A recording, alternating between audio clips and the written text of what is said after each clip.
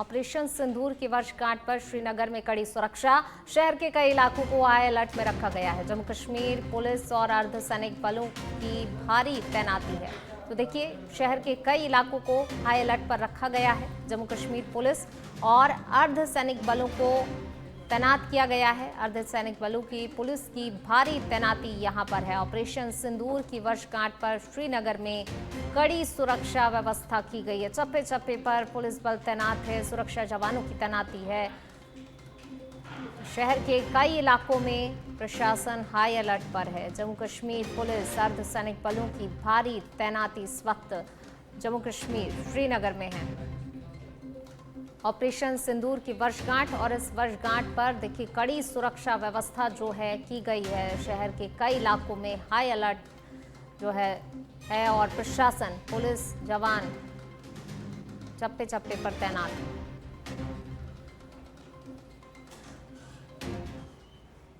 पटना के गांधी मैदान में आयोजित समारोह में बिहार की नई सम्राट कैबिनेट का विस्तार किया गया, जिसमें कुल 32 मंत्रियों ने पद एवं गोपनीयता की शपथ ली। मंत्रिमंडल में भाजपा के 15, जदयू के 13, एचएम और आरएलएम के एक और एलजेपीआर के 2 मंत्री शामिल रहे। शपथ लेने वालों में श्रवण कुमार, विजय कुमार सिन्हा, दिलीप जायसवाल, अशोक चौधरी, रामकृपाल यादव, नीतीश मिश्रा, ऋषि सिंह, संजय सिंह टाइगर, संतोष कुमार सुमन और श्रेयसी सिंह सहित कई प्रमुख नेता शामिल रहे। इस अवसर पर प्रधानमंत्री नरेंद्र मोदी, भाजपा राष्ट्रीय अध्यक्ष नितिन नवीन, केंद्रीय मंत्री जेपी नड्डा, केंद्रीय गृह मंत्री अमित शाह, रक्षा मंत्री राजनाथ सिंह, बिहार के पूर्व मुख्यमंत्री नीतीश कुमार, मुख्यमंत्री सम्राट चौधरी सहित एनडीए के कई शीर्ष मंत्री, नेता, कार्यकर्ता मौजूद रहे। तो देखिए, पटना के गांधी मैदान में कैबिनेट विस्तार समारोह और इसमें देखिए दिग्गजों का जमावड़ा। प्रधानमंत्री नरेंद्र मोदी आपको तस्वीरों में नजर आ रहे हैं। कुल 32 मंत्रियों ने शपथ ग्रहण समारोह में शपथ ग्रहण की। भाजपा, जदयू सहित कई दलों का प्रतिनिधित्व यहां पर मौजूद रहा। कई वरिष्ठ नेताओं को मंत्री पद मिला है। समारोह में बड़ी संख्या में कार्यकर्ताओं की भी भागीदारी रही।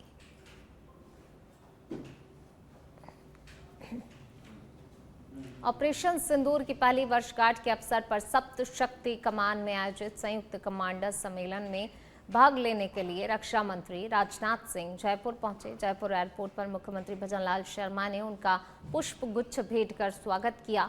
इस दौरान उप मुख्यमंत्री दिया कुमारी, डॉक्टर प्रेमचंद बैरवा, सांसद मदन राठौर और उद्योग एवं वाणिज्य मंत्री राज्यवर्धन राठौर मौजूद रहे। रक्षा मंत्री के आगमन पर सुरक्षा के कड़े इंतजाम किए गए थे और कार्यक्रम को लेकर प्रशासन पूरी तरह अलर्ट मोड पर रहा। तो एयरपोर्ट पर देखिए हाई प्रोटोकॉल मौजूदगी, ये तस्वीरें आप देखिए, कई मंत्री सांसद मौजूद रहे। रक्षा मंत्री राजनाथ सिंह और मुख्यमंत्री भजनलाल शर्मा तस्वीरों में आपको नजर आ रहे हैं। रक्षा मंत्री राजनाथ सिंह जयपुर पहुंचे। देखिए, मुख्यमंत्री ने उनका आत्मीय स्वागत किया। बुके भेंट करते हुए मुख्यमंत्री भजनलाल शर्मा, दोनों के बीच बातचीत भी हुई। एयरपोर्ट पर हाई प्रोटोकॉल मौजूदगी भी इस दौरान नजर आई जब रक्षा मंत्री राजनाथ सिंह पहुंचे। कई मंत्री और सांसद भी उपस्थित रहे।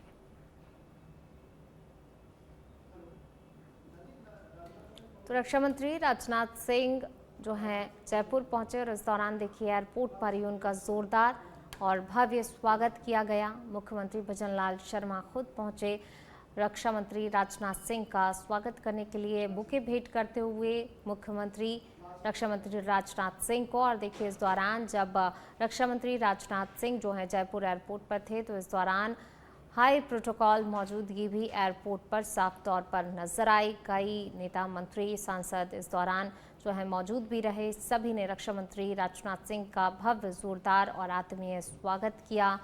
मुख्यमंत्री की भी उनसे मुलाकात, ये मुलाकात की तस्वीरें। एयरपोर्ट पर मुख्यमंत्री खुद पहुंचे, अगवानी की, भव्य स्वागत किया, बुके भेंट किया और इस दौरान एयरपोर्ट पर हाई प्रोटोकॉल मौजूदगी नजर आई। कई मंत्री, सांसद मौजूद रहे। इस दौरान रक्षा मंत्री राजनाथ सिंह जयपुर पहुंचे, मुख्यमंत्री भजनलाल शर्मा ने स्वागत किया। और ज़्यादा बातचीत के लिए हमारे पॉलिटिकल एडिटर लाल सिंह फौजदार जी हमारे साथ जुड़ गए हैं। लाल सिंह जी, रक्षा मंत्री राजनाथ सिंह का एयरपोर्ट पर जोरदार भव्य स्वागत किया गया और इस दौरान देखिए हाई प्रोटोकॉल मौजूदगी भी दिखाई दी। देखिए पूनम, ऑपरेशन सिंदूर की वर्षगांठ इसी कार्यक्रम में रक्षा मंत्री राजनाथ सिंह शिरकत करने आए हैं और इसको लेकर प्रोटोकॉल के तहत मुख्यमंत्री भजनलाल शर्मा खुद एयरपोर्ट पहुंचे, उनका स्वागत किया। साथ ही डिप्टी सीएम प्रेमचंद बैरवा और तमाम मंत्री मौजूद रहे, बुके बैठ किया और कुछ समय दोनों नेताओं के बीच एयरपोर्ट पर ही वार्ता हुई। इस दौरान पूरा प्रोटोकॉल किया गया और चूंकि रक्षा मंत्री और भारतीय जनता पार्टी के वरिष्ठ नेता हैं, ऐसे में और जब राजस्थान की धरा पर आ रहे हैं, हालांकि जो कार्यक्रम है वो बिल्कुल रिजर्व कार्यक्रम है, सेना का कार्यक्रम है वो, लेकिन जब राजस्थान की धरा पर आ रहे हैं तो सीएम तमाम पार्टी के नेताओं का ये दायित्व भी बनता है और एक प्रोटोकॉल भी बनता है कि उनका स्वागत एयरपोर्ट पर किया जाए। और यही प्रोटोकॉल भी नजर आया। राजस्थान की जो परंपरा है कि हम किस तरह जो हमारे पधारो मारो देश की परंपरा के तर्ज पर हम स्वागत करते हैं। और चूंकि राजनाथ सिंह का एक बड़ा कद है, वो पार्टी में उनका बड़ा कद है, रक्षा मंत्री है, इस नाते सम्मान तो है ही, पार्टी में उनका एक बड़ा कद है और उनका सम्मान भारतीय जनता पार्टी का हर कार्यकर्ता और नेता करता है। इसी कड़ी में ये कार्यक्रम आज स्वागत किया गया और आज जो 2 दिन का कार्यक्रम है ऑपरेशन सिंदूर को जो वर्षगांठ पर आयोजित किया जा रहा है उसमें उनका कार्यक्रम रहेगा, उद्बोधन रहेगा और तीनों रक्षा के तीनों रक्षा मंत्री इसमें मौजूद है, तीनों रक्षा प्रमुख इसमें मौजूद है, सीडीएस इसमें मौजूद रहेंगे। ये भी एक गर्मापूर्ण कार्यक्रम है जो जयपुर की धरा पर हो रहा है, क्योंकि ऑपरेशन सिंदूर जिस तरह हुआ और जिस तरह शौर्य का देखने को मिला वो यहाँ मिलेगा। जी शुक्रिया लाल सिंह जी इस तमाम जानकारी को साझा करने के लिए।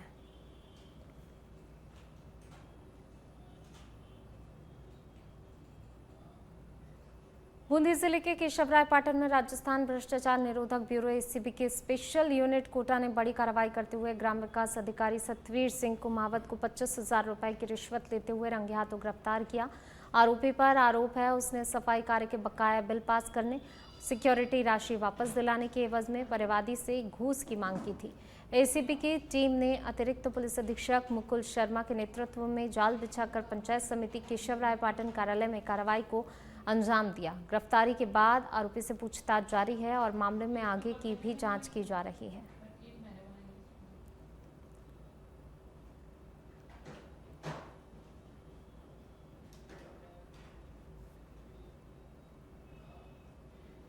जयपुर में सामाजिक न्याय एवं अधिकारिता विभाग के अतिरिक्त मुख्य सचिव दिनेश कुमार ने शासन सचिवालय स्थित राजस्थान संपर्क हेल्पलाइन 181 का निरीक्षण कर विभिन्न विभागीय योजनाओं और शिकायत निस्तारण प्रणाली की विस्तृत समीक्षा की। उन्होंने कहा, पालनहार योजना, मुख्यमंत्री अनुप्रति कोचिंग योजना और पेंशन योजनाएं सामाजिक सुरक्षा को मजबूत करने में अहम भूमिका निभा रही हैं। अधिकारियों को निर्देश दिए गए कि पोर्टल पर दर्ज शिकायतों का नियमित मॉनिटरिंग के साथ गुणवत्तापूर्ण और समयबद्ध समाधान सुनिश्चित किया जाए। पालनहार योजना की शिकायतों की समीक्षा करते हुए उन्होंने लाभार्थियों से संवाद बढ़ाने और बच्चों की शिक्षा और स्वास्थ्य की जानकारी लेने पर जोर दिया। इसके साथ ही समाधान साथी व्हाट्सएप चैटबॉट के व्यापक प्रचार प्रसार के लिए निर्देश भी दिए गए।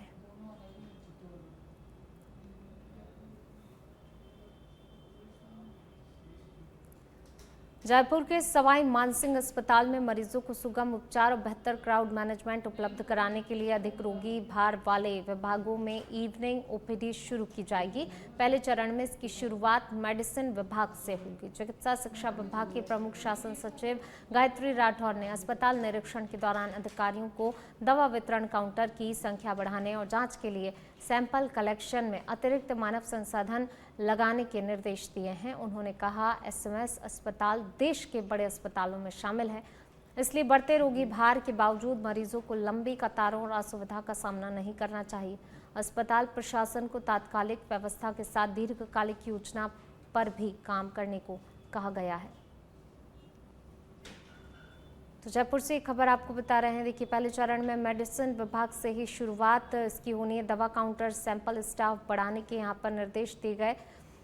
मरीजों की सुविधा और क्राउड मैनेजमेंट पर भी खास तौर से फोकस से जोर दिया जा रहा है। एसएमएस अस्पताल में अब इवनिंग ओपीडी शुरू होगी और इसके लिए तमाम जो है प्रक्रियाएं की जा रही हैं। अलग अलग चरणों में ये पूरा जो है नए तरीके से शुरुआत होगी इवनिंग ओपीडी की और इसके लिए तमाम दिशा निर्देश भी दिए गए हैं। मरीजों की सुविधा, क्राउड मैनेजमेंट पर खास तौर से फोकस से जोर दिया जा रहा है। जयपुर के सांभर लेक से खबर है, जहां पर सांभर लेक पुलिस की बड़ी कार्रवाई में स्मैक तस्कर को गिरफ्तार किया गया है। ऑपरेशन एंटी वेनम 3.2 के तहत कार्रवाई की गई है। आरोपी अब्दुल वहीद गौड़ को निर्माणों का मोहल्ला क्षेत्र से धर दबोचा गया है। कब्जे से 1.36 ग्राम स्मैक बरामद की गई है। 1600 रुपए नगद बिक्री राशि और बाइक भी जब्त की गई है। एनडीपीएस एक्ट के तहत मामला दर्ज किया गया है। सांभर थानाधिकारी राममिलन मीणा के नेतृत्व में कार्रवाई की गई है। पुलिस मामले की जांच में जुटी है।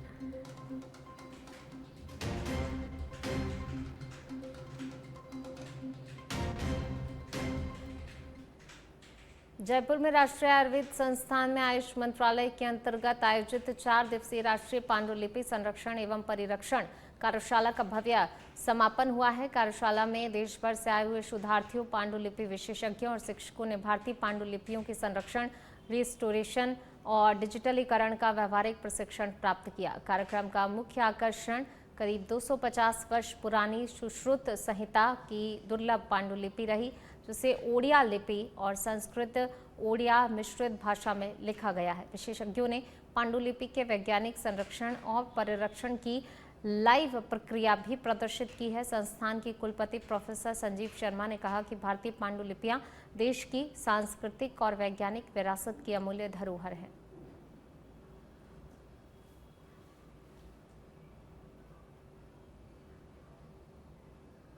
चूरू जिला मुख्यालय पर निजी विद्यालयों द्वारा स्टेशनरी, किताबों और पाठ्य सामग्री के नाम पर की जा रही मनमानी वसूली के विरोध में अभिभावकों और सामाजिक कार्यकर्ताओं ने जिला कलेक्टर कार्यालय में ज्ञापन सौंपा। कलेक्टर की अनुपस्थिति में ज्ञापन उनके पीए को दिया गया। दिनेश भामासी के नेतृत्व में सौंपे गए ज्ञापन में मांग की गई है निजी स्कूलों द्वारा की जा रही अनियमित वसूली पर तुरंत ही रोक लगाई जाए, संबंधित विद्यालयों की जांच कर दोषियों के खिलाफ सख्त कार्रवाई की जाए।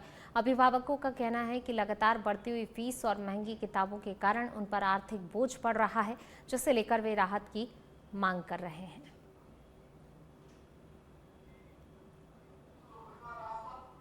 कलेक्टर साहब से हमारी मांग यही थी कि राजस्थान में निजी स्कूलों के अंदर जो मनमर्जी का सिलेबस थोपा जा रहा है, मनमर्जी से पैसे लूटे जा रहे हैं लोगों से, ये सिस्टम सारा बंद किया जाए। राजस्थान सरकार की जो किताबें चल रही हैं, उसकी रेट चल रही हैं, उसी आधार पर संपूर्ण शिक्षा का राइट टू एजुकेशन अधिकार है, तो वो लागू होना चाहिए सभी शिक्षा निजी शिक्षण संस्थानों में। किसी प्रकार की कोई कार्रवाई होना पे के रणनीति रहेगी? भी जब तक प्रशासन हमारी बात को सुन के कार्रवाई करता है तो सही है, नहीं करता तो एक बहुत बड़ा जन आंदोलन करेंगे, धरना करेंगे, और क्या है, हमारी मांगे लेके रहेंगे। जालोर जिले के भीनमाल क्षेत्र की ग्राम पंचायत भागल भीम में खसरा नंबर 1205 की भूमि को लेकर विवाद एक बार फिर से सामने आया है। SC/ST वर्ग के लोगों ने उपखंड अधिकारी को ज्ञापन सौंपकर भूखंड आवंटन की मांग की। ग्रामीणों का कहना है कि करीब 4 माह पहले इस भूमि को लेकर 10 दिनों तक धरना दिया गया था, जिसके बाद प्रशासन ने अतिक्रमण हटाकर पात्र भूमिहीन परिवारों को नियमानुसार भूखंड आवंटन का आश्वासन दिया था, लेकिन अब तक प्रक्रिया पूरी नहीं होने से लोगों में नाराजगी है। ग्रामीणों ने जल्द ही भूखंड चिन्हित कर आवंटन की मांग की है और चेतावनी दी है कि समाधान नहीं होने पर फिर से आंदोलन किया जाएगा।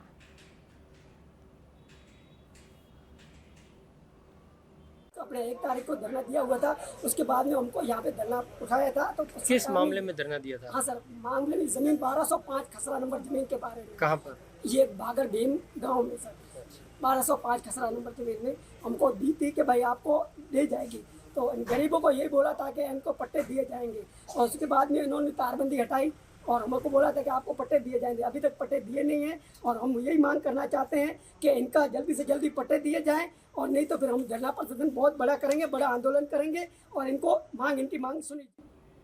सिरोही जिले के आबू रोड उपखंड क्षेत्र की ग्राम पंचायत दोएतरा में आयोजित रात्रि चौपाल शिविर में जिला कलेक्टर रोहिताश सिंह तोमर ने ग्रामीणों की समस्याएं सुनते हुए संबंधित अधिकारियों को मौके पर समाधान के निर्देश दिए। शिविर में ग्रामीणों ने आबू रोड दानबोर मार्ग की बदहाल स्थिति, संचार व्यवस्था, अन्य मूलभूत सुविधाओं को लेकर ज्ञापन सौंपा। ग्रामीणों ने बताया करीब 30 किलोमीटर लंबी सड़क क्षतिग्रस्त होने से आमजन और गर्भवती महिलाओं को अस्पताल पहुंचाने में भारी परेशानियों का सामना करना पड़ रहा है, जिस पर कलेक्टर ने जल्द ही सड़क का पुनः डामरीकरण करवाने के निर्देश दिए। इस दौरान विधायक समाराम गरासिया के साथ जिला कलेक्टर ने दोएतरा जनजाति छात्रावास का निरीक्षण भी किया और निर्माण कार्य में देरी पर ठेकेदार को फटकार लगाते हुए जल्द कार्य पूर्ण करने के निर्देश दिए।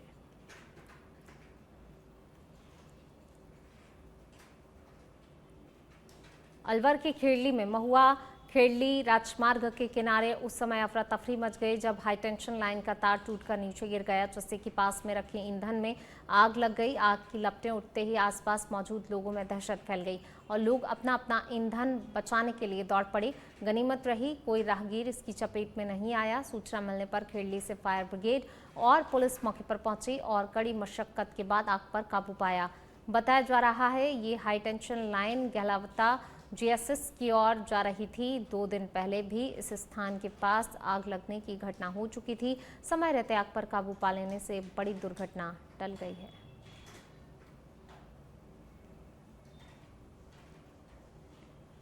कोटा जिले के सांगोद तहसील क्षेत्र में गुरुवार शाम करीब 4 बजे के बाद अचानक से मौसम ने करवट ले ली और तेज आंधी के साथ हवाएं चलने लगीं। करीब 40 मिनट तक चली तेज हवा से जनजीवन प्रभावित हो गया। कई मकानों के टीन शेड तेज हवा के कारण उड़कर दूर जा गिरे। वहीं आम के पेड़ टूटने से बाग ठेकेदारों को भी नुकसान उठाना पड़ा है। अचानक बदले मौसम से लोगों में अफरा तफरी का माहौल बन गया और क्षेत्र में सामान्य जनजीवन अस्त व्यस्त हो गया।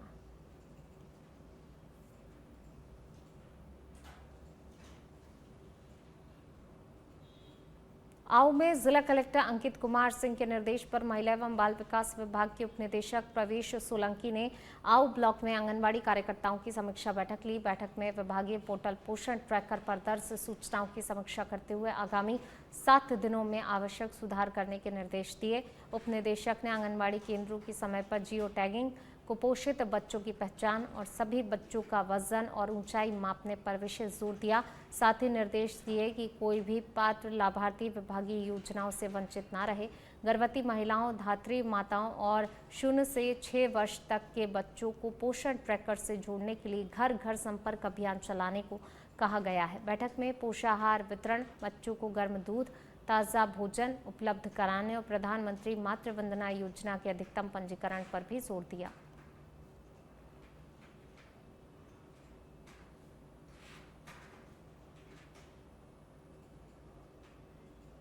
सीतापुर सामूहिक दुष्कर्म मामले में मेडिकल रिपोर्ट को लेकर विवाद गहरा गया है। जिला कांग्रेस कमेटी सरगुजा अध्यक्ष बालकृष्ण पाठक ने सामुदायिक स्वास्थ्य केंद्र सीतापुर की महिला चिकित्सक पर गलत मेडिकल रिपोर्ट देने का आरोप लगाया। उनका कहना है शुरुआती मेडिकल जांच में दुष्कर्म से इनकार कर दिया, जबकि बाद में मेडिकल कॉलेज अस्पताल अंबिकापुर में हुई जांच में दुष्कर्म की पुष्टि हुई।